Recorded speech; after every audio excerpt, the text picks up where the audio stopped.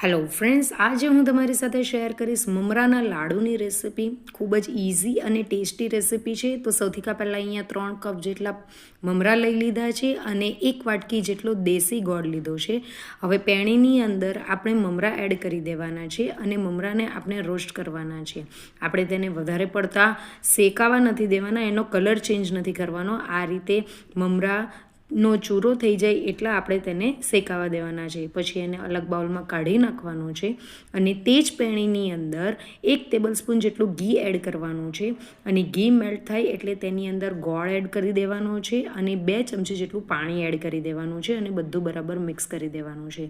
અહીંયા તમે દેશી ગોળની જગ્યાએ કોલ્હાપુરી ગોળ પણ લઈ શકો છો. હવે ગોળને આપણે બરાબર કૂક થવા દેવાનો છે અને તેનો કલર થોડોક ચેન્જ નહીં થઈ જાય અથવા તો ગોળ બરાબર ફૂલી નહીં જાય ત્યાર સુધી તેને આપણે કૂક કરવાનો છે. અહીંયા હવે આપણે ગોળને કઈ રીતે ચેક કરવાનું છે, તો પાણી લેવાનું છે અને તેની અંદર ગોળ એડ કરવાનો છે અને જો આ રીતે હજી ગોળ આપણો થયો નથી, એ એની અંદર મેલ્ટ થાય છે એટલે આપણો ગોળ હજી કૂક થવાનો બાકી છે.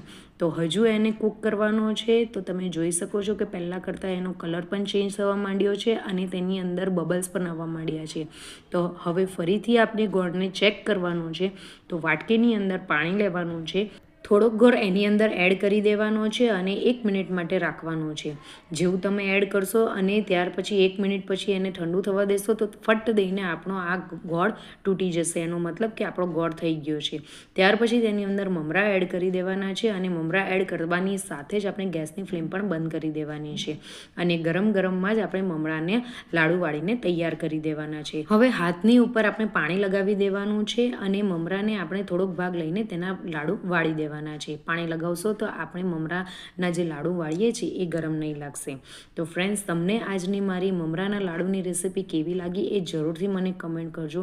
ક્રિસ્પી કુરકુરા એવા મમરાના લાડુ બનીને રેડી થયા છે. જો રેસિપી ગમી હોય તો રેસિપીને લાઇક, શેર અને કમેન્ટ કરજો અને ચેનલને જરૂરથી સબસ્ક્રાઈબ કરજો. Bye, enjoy.